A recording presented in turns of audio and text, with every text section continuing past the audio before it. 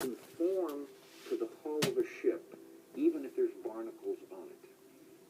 With 2.5 pounds of explosive snug against the hull, once it goes off, the incompressibility of water will focus the entire explosion into the hull.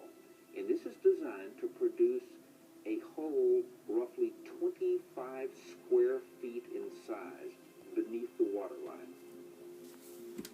The limpet mine was most effectively used against merchant vessels. One SOE operation in the Straits of Singapore sank 39,000 tons of Japanese shipping in 1943. Modern-day derivatives of the limpet are still used by naval special warfare units.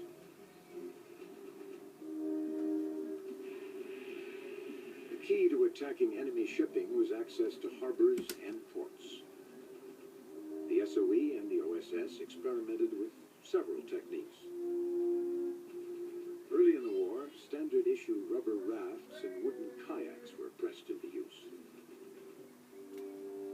Kayaks similar to these were successfully used by SOE to attack German shipping in Bordeaux Harbor in 1942.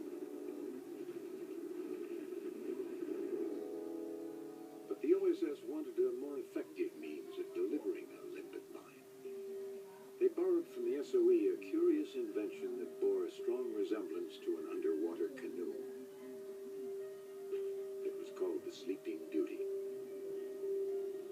The Sleeping Beauty was the smallest operational submarine in World War II, and it was technically known as a motorized submersible canoe.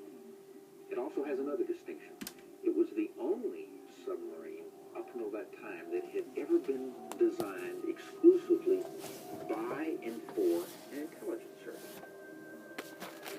Sleeping Beauty weighed 650 pounds, had a maximum dive depth of 50 feet, and could be manually paddled or driven by its silent onboard electric motor. It had a range of 12 miles and a speed of 4.5 knots. If slowed down to 3 knots, its range increased to 40 miles. It was never intended to go from England to the target, but they had modified submarines so that they could put the Sleeping Beauties inside, take them within 5 or 10 miles of the coastline, and then allow the Sleeping Beauty to travel under its own power. It had an internal 24-volt battery that provided the energy to the target.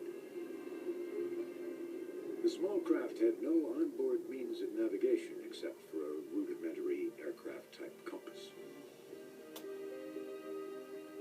A technique called porpoising was developed whereby the operator would surface, visually sight the target, or take a compass reading, submerge, travel a few hundred yards, and resurface. This routine was repeated all the way to the target.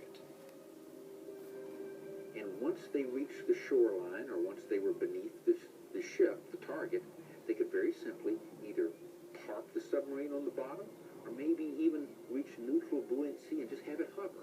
Then they would get out, swim to their target, put on a limpet mine on the side of the ship, get back in the submarine, and leave the harbor. For all its technological elegance, Sleeping Beauty was deployed operationally less than 5 times during the